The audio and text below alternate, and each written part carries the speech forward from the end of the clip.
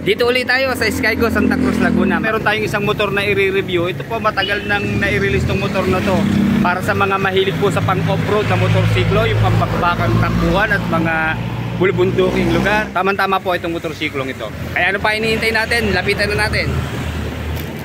Kung ang hanap mo ay pangbakbakang motorsiklo, siyempre pang off-road, maporma at higit sa lahat, mura, ito na ho siguro ang para sa inyo. Itong Skygo Stallion 150. Okay, dahil nandito na yung presyo, unahin na natin. Kita nyo po, meron lang siyang cash price na 70,000 pesos. And then 3,000 lang din po ang kanyang down payment pag installment. And then 3,667 monthly sa 3 taon. And then may rebate po siya na 300. Mas malaki po ang rebate dito sa Skygo Stallion 150. Sa pangalan pa lang niya, talagang pangtakbuhan na ang motorsiklo na to. Sigurado para ka na rin nakasakay sa kabayo dahil sa forma niya. Pinaghalong enduro at adventure bike syempre. Kaya pagdating sa mga putikan, lubak-lubak, matatarik na lugar, ito na ang magsasatisfy sa inyong adventure riding. Nga pala mga riders, isang variant lang po na kulay ang available dito po sa Skygo Stallion 150. Ito lang pong matte black na combine sa red decals at mga fairings. Okay, kapiraso lang po yung kanyang mga decals. Dito nakalagay po Expect Skygo dito sa side profile, combine po ng red and black. And then dito po yung kanyang model name na Stallion. Then wala na po siyang ibang sticker na nakalagay pa. Okay, pagdating naman po sa kanyang lighting system, dito po sa kanyang headlight, halogen bulb po ang ginamit. And then sa turning signals, LED po siya. Ayan, hindi po siya bulb mga ka-riders. Puro diode po ang mga nakalagay sa kanya. And then sa kanya pong tail light, stop light at turning signals, all LED rin po siya. And then flexible yung kanyang mga turning signals. Then ang angas din po ng kanyang grab bar. Kasama na po rito yung kanyang built-in na top box ready na bracket. Ayan, tatanggalin lang po natin itong sapin niya. Ayan, pwede na tayo maglagay dito ng kanyang box. Hard plastic po yung material na ginamit dito sa kanyang bracket. And then maganda naman, may balot po na rubber yung kanyang grab bar para hindi masakit sa kamay para sa ating mga OBR. And then may napansin po ako maliit na compartment dito sa ilalim. O kaya meron yata siyang susian. Tama pag meron po tayong mga gamit na kailangang itago or or kailangan i-secure na hindi mababasa, tama-tama po dito. Kahit magtalsikan ng putik at tubig dyan, no problem dahil plastic po siya, hindi papasok sa loob. And then ang ganda rin po ng posisyon ng kanyang muffler, mataas, hindi tayo mamumroblema, pwedeng isapak po ito sa baha.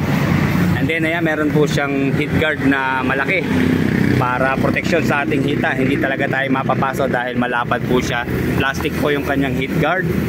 And then ayan, mahaba rin naman po at medyo mataba yung kanyang stock na muffler. And then meron pong sukat na 110 by 90 by 17 dito po sa kanyang rear tire. Tube type pa rin po siya. And then Wanching brand. At and then ayan, naka spoke wheels po ang kanyang rim. Ang ganda naman ng kulay niya, di ba? Meron siyang sticker na kulay red sa palibot ng kanyang rim. And then ayan, ang tataba po ng kanyang rayos. And then ayan, naka-inverted po yung kanyang drum brake. At syempre, tama-tama to, medyo malaki para sa magandang performance. And then monoshock sa kanyang rear suspension. Ayan, ang taba po ng kanyang shock sa gitna. And then dito po sa front tire, meron po siyang size na 90 by 90 by 19. Okay, medyo syempre mas malaki yung diameter ng kanyang front tire. And then telescopic fork na front suspension. Ayan, mahaba po siya para pag babounce natin o pagdaan sa lubak, tama-tama. And then ayan po yung kanyang pinakatuka, itong kanyang front fender na mataas din po ang pwesto. And then naka single disc dito po sa front brake na meron pong dual piston caliper. And then 5-speed po ang manual transmission na Skygo Stallion 150. Okay, meron pong protection na plastic yung kanyang kadena para hindi tayo matalsikan ng oil in case na tayo po ay tumatakbo na. And then sa kanya naman pong gear shift pattern, 1 down 4 up dahil 5-speed po ang Skygo Stallion 150. And then meron pong 1 liter na engine oil capacity ang Skygo Stallion 150. And then maganda po, mamomonitor natin yung ating langis kung marumi na ba o malinis pa. Ayan, dito. Okay, 4-stroke, single cylinder, 2-valve, air-cooled po sa kanyang cooling system. And then carburetor type pa rin po sa kanyang fuel supply system. 150cc displacement.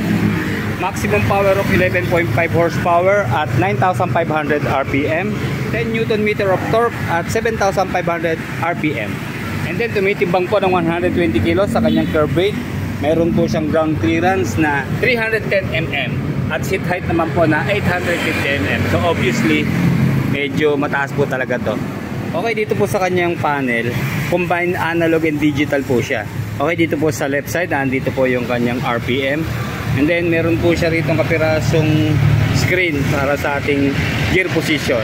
And then dito sa kabila po na digital, malamang dito po naka-indicate yung kanyang gasoline indicator or odometer, speedometer.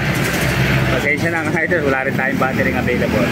And then dito po yung kanyang select setting sa dalawang button na to. Okay, sa kanya pong ignition ay meron po siyang secured shutter lock. And then ito po yung kanyang susi, manual key. Pagdating naman po sa kanyang switches and button, ito kompleto siya sa mga safety features. Unahin na natin itong kanyang passing light dito po sa harap. And then high beam low beam sign. Nandito po sa left na rin yung kanyang switch ng DRL headlight and then switch off. And then horn, turning signals left and right. And dito po sa kabila, meron po siyang kill switch and then electric starter push button. And then sa kanya pong clutch lever, tama-tama lang po yung kanyang timpla. And then sa kanya pong front brake na disc, okay, ito malakas po ang preno niya, half press lang, oh, matigas na. And then meron po siyang 9.5 liters na fuel tank capacity. Sa fuel consumption naman po, 45 kilometers per 1 liter. And then umaabot po ng 120 kilometers per hour sa kanya naman pong top speed.